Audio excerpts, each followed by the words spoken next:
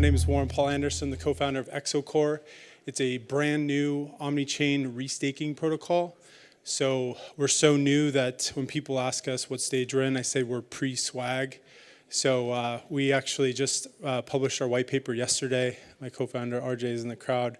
RJ and I have been operating in the space for a while. I was a little nervous to come here because when someone told me all the RPC providers under one roof, I'm thinking, who's keeping the lights on? But we definitely appreciate, this crowd big time. RJ and I have been in the space for, I've been in space full-time 10 years. I think RJ's been in for five, 6 years. We spent a lot of time at these big companies and networks running and building a lot of RPC infrastructure. So we empathize, with the pain points. We have our share of war stories. That did not come through. It makes me nervous for future slides, but it says RPC down, or it should say RPC down. So I think everyone here has like some war story where, the RPC network's down, people think the network's down, and that's pretty much the case. So lots of stories on that. So I'm here today to kind of talk about restaking and how it can help to secure decentralized RPC networks. But before I get into what restaking is, I want to share a little bit about why restaking matters. How many have heard of restaking before? Okay, so unless you've had your head in the sand for all of the bear market, I'm sure you guys have heard about restaking. So I won't get into what it is yet, but I will talk about why it's important. So classically, proof of stake consensus has kind of taken the lion's share. I think post Chappelle upgrade, it's official that proof of stake is going to be here for a while. It's been very experimental the last several years, and now it's kind of, I would say, is production ready. Classically, you have, I don't really need to communicate to this crowd, but you have, stakers that are pledging their tokens as, crypto economic security to secure the networks of dApps. This is great for the dApps. You can be a dApp and deploy very quickly. There's lots of tools. Solidity is becoming, a lot better to work with. And this is just like a new paradigm for programming, right? The ability to write applications that are effectively unstoppable. That's very powerful.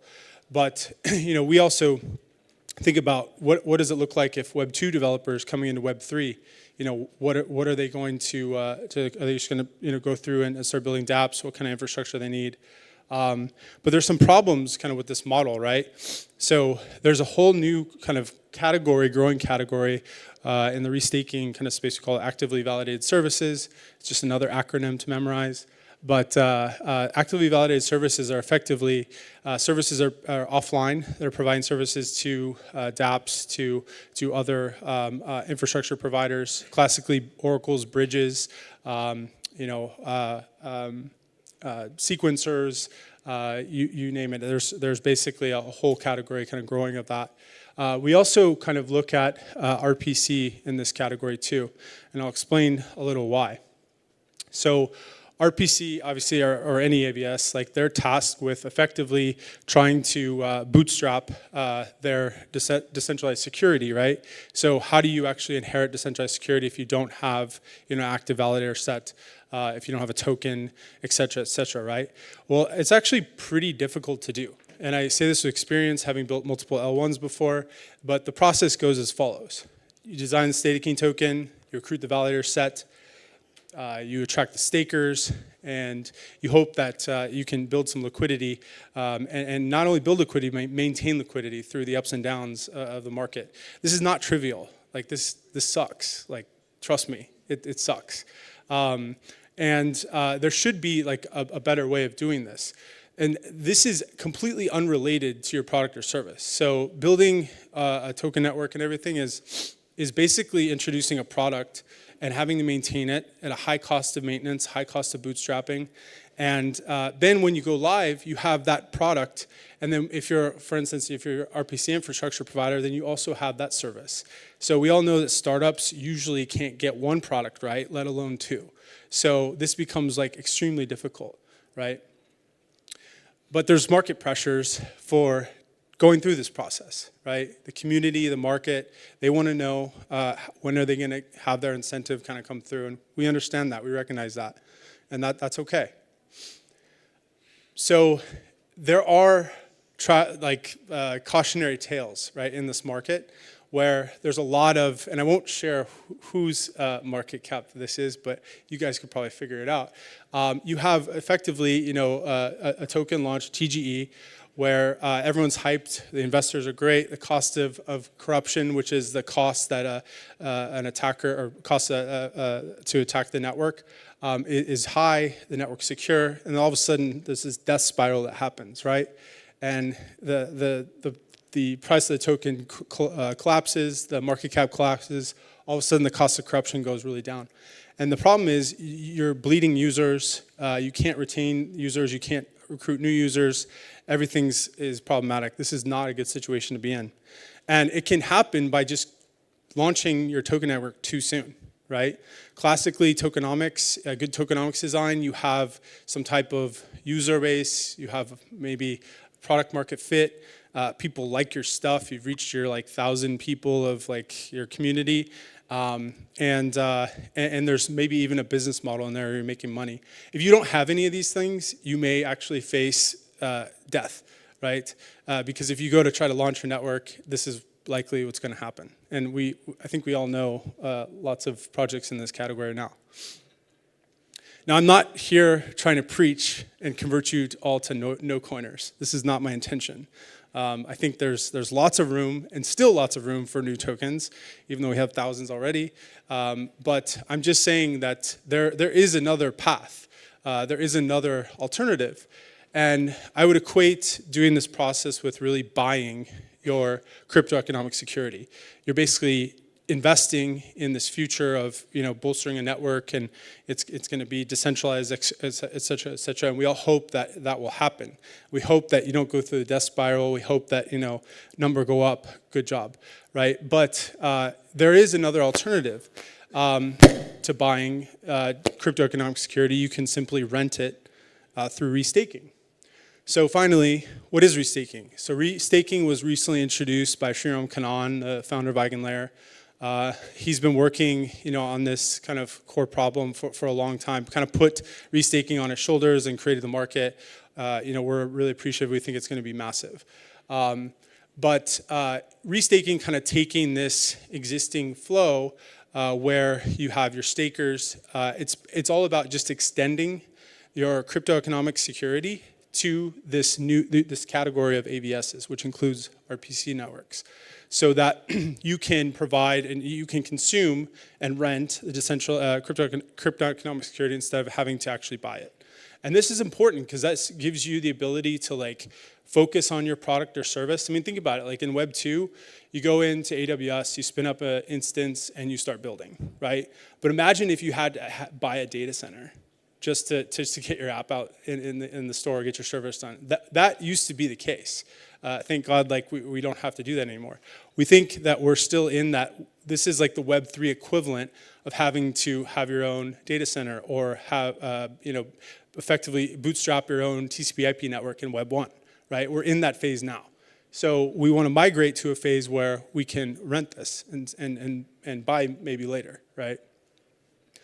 So the benefits of restaking for an AVS are that it helps to validate off-chain operations. It incentivizes honest behavior. It disincentivizes dishonest behavior, right? And this is really the crux of crypto economic security. Man, the PPX just totally torched my thing. Anyway, so this is basically the crux of what crypto economic security is, right? These three things. And now with restaking, you have the ability to rent that from day one. So what is Exocore? So, not too long ago, RJ and I were talking about, the restaking and just as a new concept in crypto. We had both left our previous roles. We were looking, for kind of something that we could really focus on in the long term. And restaking we identified as a new category in crypto. It has all the markings of, solving a big problem. It has value accrual to the L1s, which is always good. It creates new economic opportunity. We think this is something that's going to play out long term. So we were inspired by EigenLayer, obviously, and what they were doing. But we wanted to kind of start from first principles, answering the question, what would an omni-chain restaking protocol look like truly chain agnostic? And we came up with a solution. It's basically Tendermint-based consensus. We use ZK-like client bridging to do the messaging with various L1s. This allows us to deploy these smart contracts. L1s are very lightweight. Exocore as a protocol takes on a lot of complexity to handle the restaking operations. You can think of it as like a domain-specific restaking protocol. That gives us a lot of freedom to be able to kind of horizontally scale. So going back to this ugly slide, that's kind of the core of what we're able to do. We're starting to roll out on EVM networks first. We can theoretically support any network with very minimal changes to the core protocol. So it's built with that horizontal scaling. So this is just a kind of more zooming in what the architecture looks like.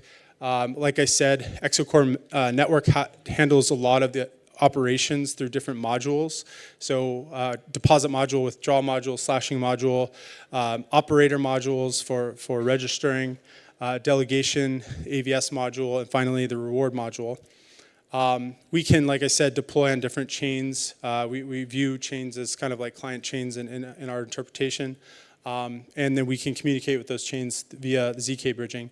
Now we kind of lucked out. We are using layer 0 with Polyhedra. Polyhedra is a pretty new project. I've been working in ZK research and development for a while. We're very lucky that there's an implementation of ZK that's actually working. It's scalable enough.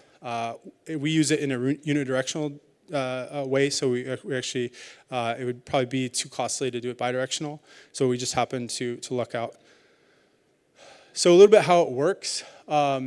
So basically there's different operations in this flow. The restakers, they send a transaction to deposit their addresses.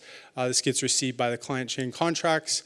The vault stores the deposit, and Exocore reads this event through the ZK like client bridge. Then it confirms or rejects the deposit. We send a TSS transaction back to the L1 to confirm it. Now, what can be restaked? So classically native tokens, Ethereum, AVAX, Pol, BNB chain, you kind of go down the route. Liquid staking tokens, so this has become pretty popular with STETH, RETH, and SAVAX, etc. We haven't seen DeFi LP tokens yet, but we anticipate this will happen. So just fill in the blank there. So this slide actually is kind of most relevant to this room. So the AVSs on the system, we kind of break everything down by tasks. These are like the operations that an AVS is being held accountable for, right? So classically, a task can be executed. The task performer will save that to storage, broadcast the result of the task, verify, attest it, this is the result, and then finally the submission of a reward claim is done via a 2/3 BLS aggregate signature. And that's done through the rewards contract. It's a very similar flow for slashing, so this kind of same operations. And if you have more detailed questions, the man who really designed this is sitting right there. So classically for reward distribution, and this is like also important part of the module. So as an AVS, you can submit the reward claim to Exocore network. That is, Exocore sends that reward distribution back to the actual L1. Before all this happens, permissions granted between the client contracts. And then there's a call to issue the reward tokens, and then those tokens are claimed by the restakers. So this is a pretty straightforward flow. So where do rewards come from? So they can come from third-party tokens, obviously ETH, kind of native tokens, USDT, stablecoins, a variety of different tokens. If the AVS has a token in circulation, they can elect to increase the inflation or adjust the inflation, pay the rewards with those fees. Obviously, this is contentious. Being part of a community and hearing that inflation is going up is usually not a good thing. Half the community wants it, the other half doesn't. Fighting, bad things happen. And then finally, transaction fees. You can actually use a portion of transaction fees if you do charge transaction fees to pay for the crypto economic security. But what if I told you there was another way? So we came up with a novel mechanism called union staking. So union staking is basically, think of, okay, you're an AVS, the rewards, the limited way to pay the fees, maybe you have minimal resources to be able to allocate. That's okay. So we came up with a way that you can actually, an AVS can join a union of other AVSs, effectively pooling their restaked asset to combine it and share the asset. This is kind of a little bit of like a cross between mesh security and shared security. I won't get into the minutia of what the differences are. But we've basically taken a little bit of both and applied it to this model. I think this is going to be really powerful because it allows AVSs to rent the crypto economic security without having to kind of go into their pockets. There's a lot of analogs for this, like in the insurance world, the reinsurance world. So we think that this could be a powerful design to allow AVSs to kind of help secure themselves. So in summary, bootstrapping crypto economic security sucks. Trust me, I know. You can actually rent crypto economic security now before you buy, and rental rates are dropping due to union staking. So if you want to check out more, like I said, we just published our white paper yesterday. We've been working on this for many months. We've taken a lot of years of operating in this industry to kind of go into the design, and looking forward to talking more. Thank you.